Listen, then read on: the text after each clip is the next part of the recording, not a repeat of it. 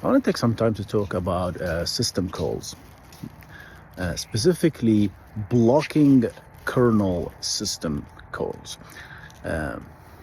Those calls that the application make, often to make, a read to a file or a read to a network, and when the app makes or the process makes those kind of requests, it is blocked from resuming its execution.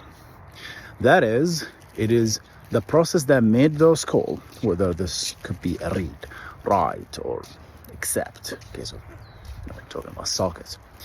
The process that made that call is put into sleep, and it is not allowed to resume its execution until the call is completed. Now, what does it mean? What do we mean by completed here? Let's take an example like read, right? Read is the POSIX, generic API, the Unix API, that allows you to, it provides an abstraction and says, hey, I'm reading from anything. Usually everything in Linux, at least, is a file, and a screen is a file, a keyboard is a file, a connection is a file, a socket is a file, and also, a file, of course, is a file. So everything's a file. And you call read. And I'm going to take two examples.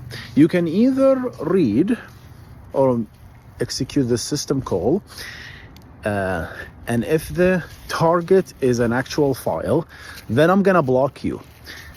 That call is blocked for the duration where the kernel is actually figuring out what command to send, what virtual file system to pick, what block device, mapping the file system, getting the page cache, dealing with all this stuff, and actually sending the command to either the NVMe or SCSI or whatever hard drive SSD, and sending that command until getting those blocks getting cached into the file system page cache, and then getting you exactly the bytes you requested by copying the data from, in this case, the file system page cache, the kernel, to your requested user space memory. So I can block you while I do that work. So there is a finite amount of work that I'm doing, and I'm gonna block you for that duration. So that's one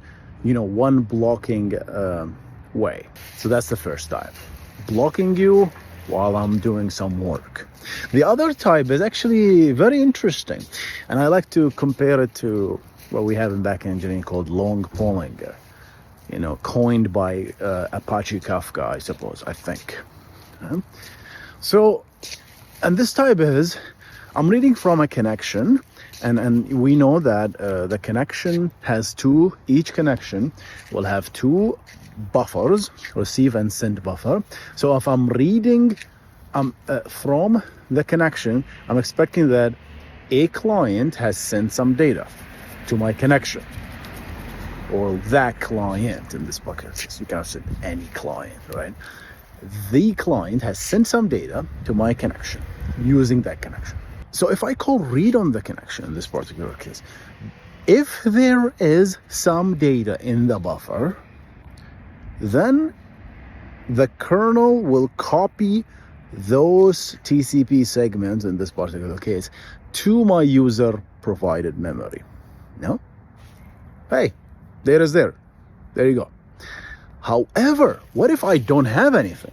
You see, networking programming or socket programming is different from file management, right? Because a file is always there. It's not like it's not gonna be there. It's always there, right?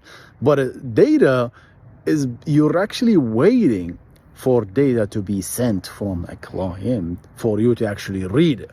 It's not like it's a constant view. That's why TCP, they call it stream, right? Like, I suppose files can change, of course, but ideally files are when you open a file, you work with a file, you know it's there to read it, right? It can get populated, however.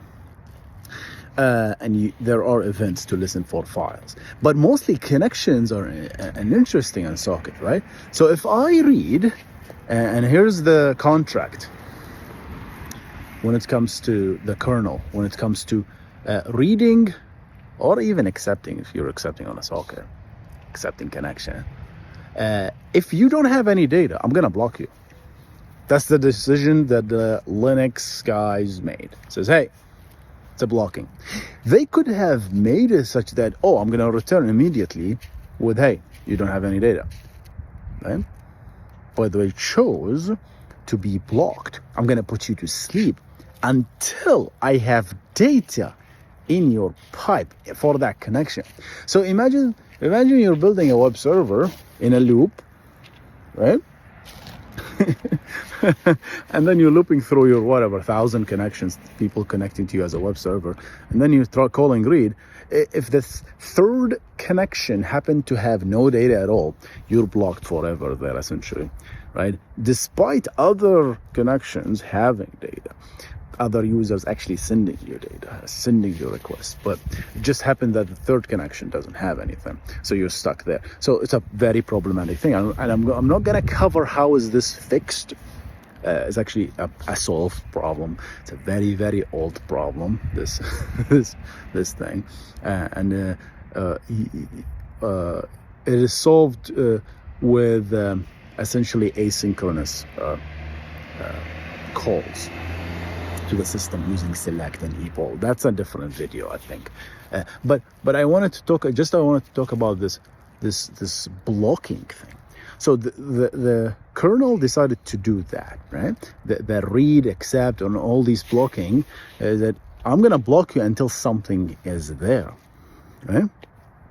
Why didn't they just return immediately? Hey, there's nothing. I think, and that's what I speculate, I think they didn't want to build a bad